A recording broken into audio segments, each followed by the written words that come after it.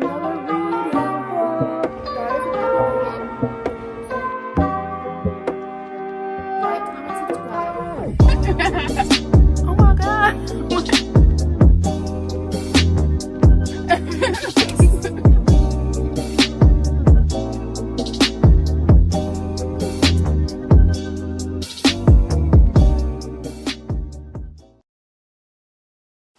Hi everyone, welcome to my channel. My name is Lauren and this is Lauren's Library. Today I'm here for my January wrap-up. I read 8 books this month. Yes.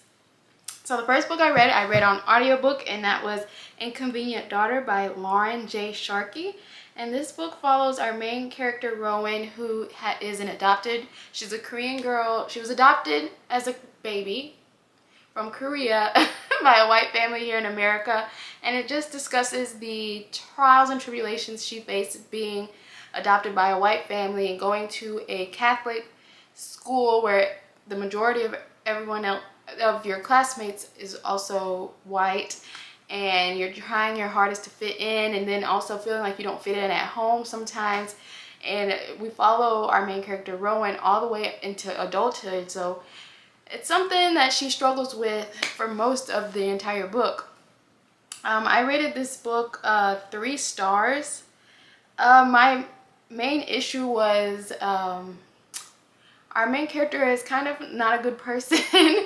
And so she does all of these things throughout the book that are kind of like, okay girl, you're young, I get it. And then when she gets older, she kind of falls off the rails, and then all of a sudden there's like a switch and she's all better now, and we fast forward to her hanging out with her family. I just would have wanted more. I just wish there was more exposition on how she came to the conclusion on how she wanted to continue to live her life moving forward after dealing with all of the depressive episodes and destructive behavior that she was showing throughout the entire book. But that's just one thing. But it was good. There was some good moments in the book, so I ended up giving it 3 stars. Okay, next I read oh, let me get my stack. I read Mame by Jessica George. This book follows our main character Maddie, who has been tasked with the hard task of taking care of her father, who has been diagnosed with Parkinson's. She is the only one at home taking care of her father. Her mom goes to Ghana multiple times a year to help her brother run a hotel that they own there, or motel, and her brother just has like the only boy in the family syndrome, and he's allowed to just go and do whatever he wants without helping her with responsibilities at home. So and this part of our main character Maddie, she's kind of at this point in her life where her friends are like, you need to move out, you need to start coming out with us, because since she's taking care of her father, she doesn't go out with friends, and she's kind of antisocial outside of work and phone calls with her friends. So she gets the opportunity to leave home once her mom comes back from Ghana, and she gets her apartment with roommates, and we're just following these small vignettes of her life and stories in her life of what she's doing with this newfound freedom. So the plot kind of turns when her father ends up passing away, and she kind of loses all the progress she has made since moving from home, and she also kind of makes some she also has some like confidence issues where she doesn't exactly speak exactly how she exactly how she feels to her employers, to her roommates, to when they tell her, oh, do this, and she just doesn't have the guts, I want to say, to kind of deny or agree or deny, you know what I mean? And it also comes in, applies to her relationships as well, romantically and platonically. So yeah, so the main I guess you could say plot of the book is that Mame is a nickname that her mother has given her since she was young, and it kind of implies that she is older than her actual age. And so what she comes to realize through therapy and everything in this book is that her getting that nickname, and that nickname implying what she is or who she should be, how that kind of hindered her in her endeavors through life. I gave this 4 out of 5 stars, or I gave it 3 stars, I think. Let me double check. Yeah, I gave this 3 stars. It's kind of, I feel kind of the same about this as I felt about The Inconvenient Daughter. It's just kind of, I wish that it got its point across more directly, or more, not directly, but more clearly, and not like a one-off of like, oh, she went to therapy and this is what her therapist told her, so everything in this book is solved. You know what I mean? So yeah, I gave this 3 stars.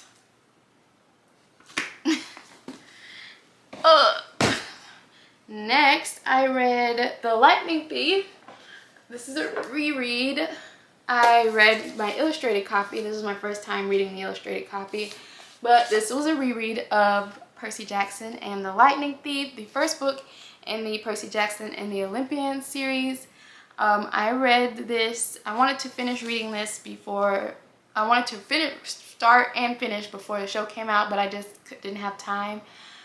So I started reading probably like episode 5 and finished pretty quickly. But if you don't know, Percy Jackson and the Lightning Thief follows a 12-year-old boy who recently discovers that he is the son of a god, an Olympian god, and so he is considered now a demigod. And he has been tasked with a quest to go and retrieve Zeus's lightning bolt, because he has been accused of the crime of stealing it. So to clear his name, he is sent to Hades, or the underworld, to go and collect the lightning bolt and return it to Zeus to stop a war between Poseidon and Zeus. The Lightning Thief, obviously 5 out of 5 stars. It's still one of my favorites to this day. I read it, my first time reading it was in middle school, 6th grade, and it's been a favorite ever since. I've read all of Rick Riordan's books and series that he's written. It's just amazing and so much fun, and it was so much fun going back into this world. And it really, like, rereading it shows how much of a teaching piece of work The Lightning Thief is, because it introduced me and probably many other kids to Greek mythology by following along with Percy's story as he's also learning about Greek mythology. So yeah, 5 out of 5 stars. Next, I read Beasts of Prey by Ayana Gray. This was a surprise on my TBR for this month, because I saw on Instagram that Ayana Gray was coming to Dallas to discuss her latest release in this series, Beasts of War. So I said, let me read this book and then I'll go and sit in on her discussion. So I did, and I finished the book in time to go and sit and listen. Well, I didn't finish. I had like 100 or 50 pages left. But Beast of Prey follows Kofi and Ekon. I can't say that boy's name. Oh my goodness. But we're in a fantastical West African inspired world called Lakosa, and Kofi, our female main character, is an indentured servant at a night circus along with her mother, while our other male main character, Ekon, is staying in the temple in this world to train. He's currently training to become a brother of the Six, or Sons of the Six, which is kind of like an enforcement. They're kind of like the police of this world. Our main characters' plots come intertwined when they both have a common goal, but with different end results that they're expecting.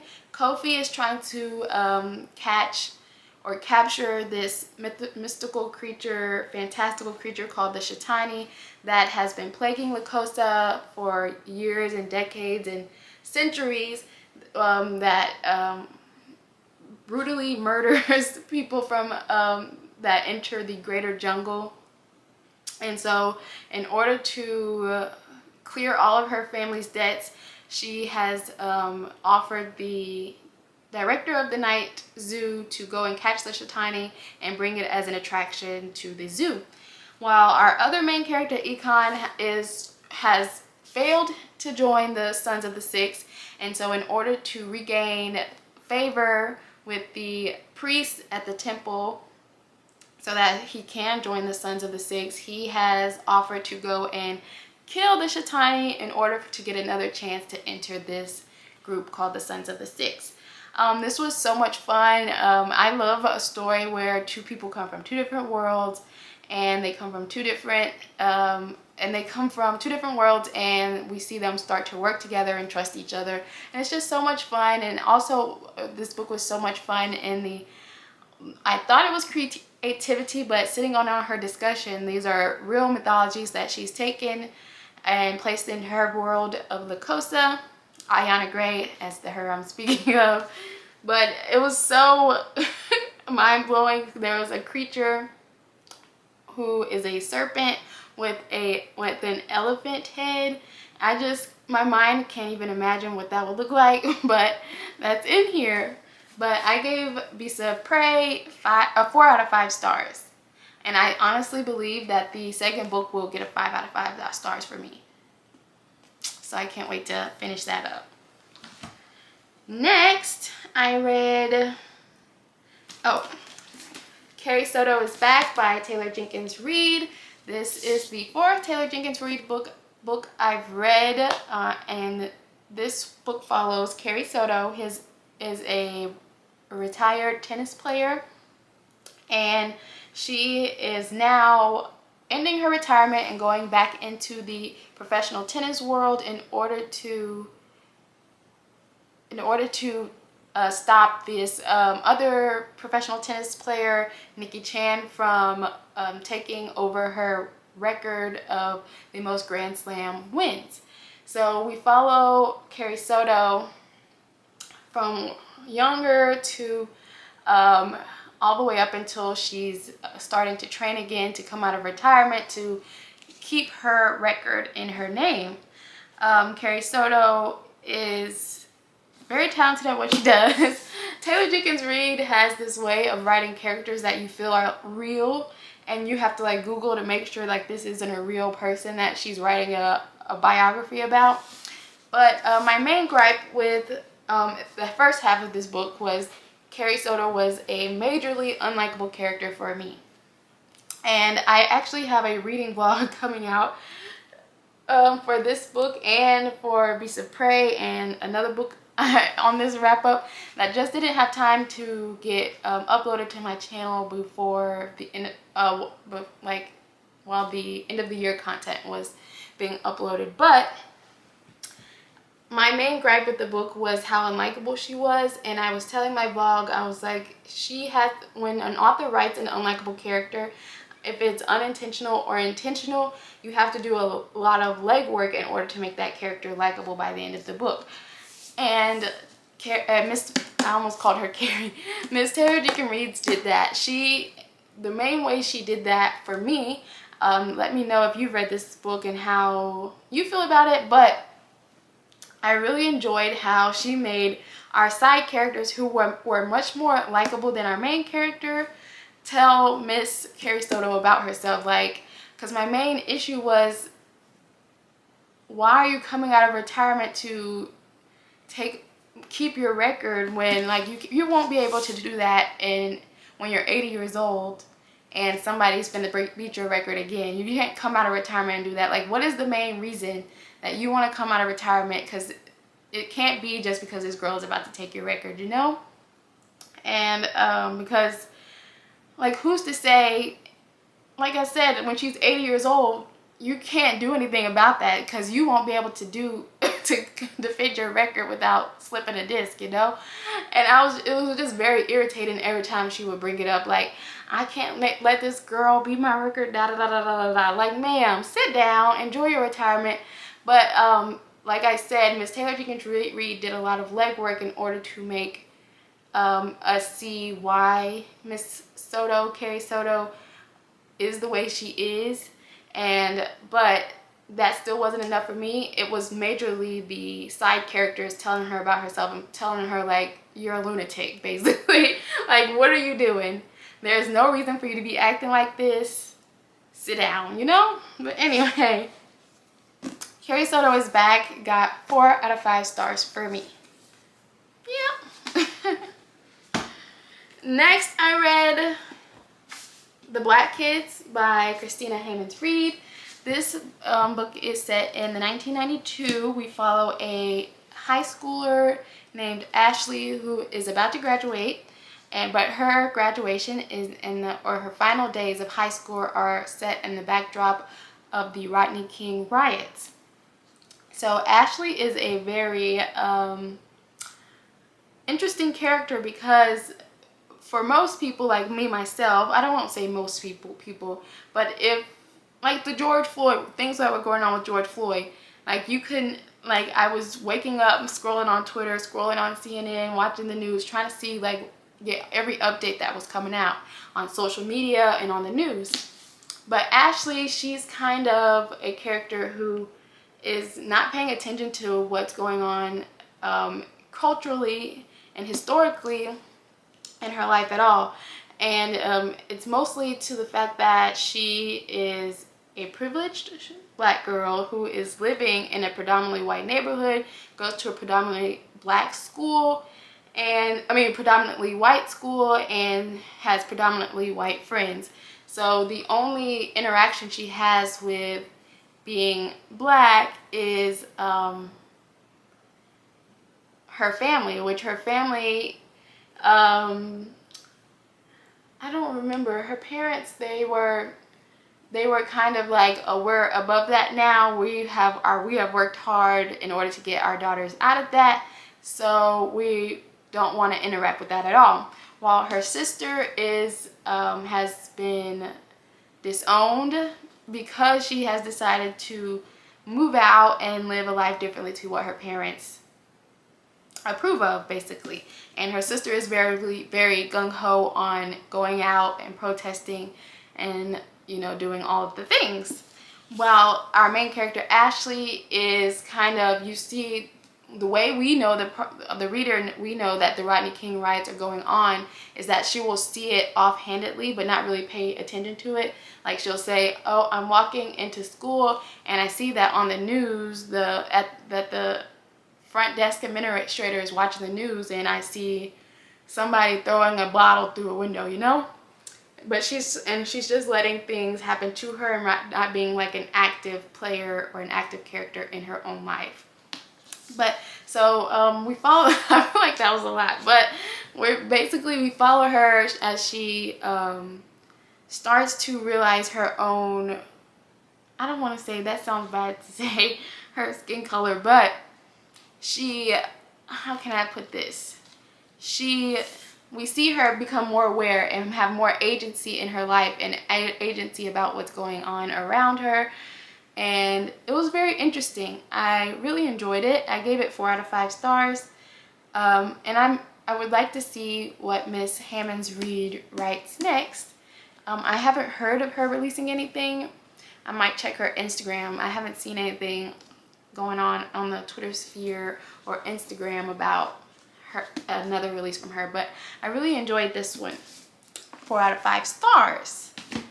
Next I read, I already got rid of my copy because, as you know, well, if you don't know, I'm not planning on buying any more mysteries or thrillers because I haven't had any luck in getting 5 stars out of them. So the next book I read, I got rid of my physical copy and I read it on audiobook, and that is The Silent Patient by Alex Michaelides.